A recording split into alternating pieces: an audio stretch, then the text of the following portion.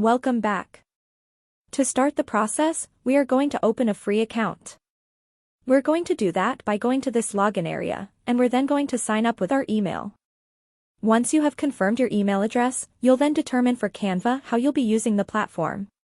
Now, for the sake of this video, we're going to choose. We're going to use Canva as a small business. Now, even though we have a free account, we can actually add individuals to our team. We're going to do right now is we're going to skip this part. We're going to go to this area that says maybe later.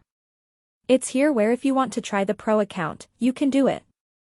Otherwise you can skip it, and we have now successfully opened our Canva account.